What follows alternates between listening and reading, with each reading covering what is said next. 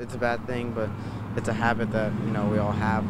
It's like, I could say smoking, how people smoke, and it's a bad habit.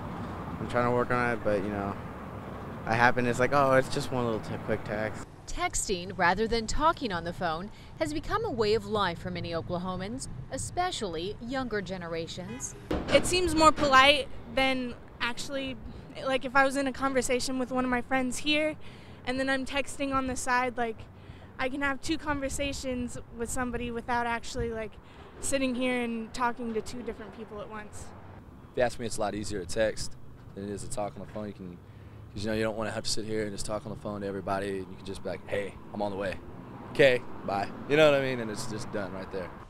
But when they're doing it while driving, it can become very dangerous and in some cases deadly. That's why legislation is being considered to make it illegal in our state. Senate Bill 146 recently passed through the Senate with a vote of 32-9. Senator Jerry Ellis is the author of the bill. To bring focus on how unsafe it is to do manual texting while driving, and hopefully this is going to educate people. AT&T is supportive of this bill, as well as the AARP, and so I think that across the board, even with the younger people, a huge majority of the people think it's time that something be done. The legislation applies to drivers of all ages, but Officer Leland Ashley with the Tulsa Police Department says texting and driving seems to be a bigger problem with younger people. You really need to be focused while you're driving, especially young drivers, because we all know you get more experience as you drive. The older you get, you become more experienced driver.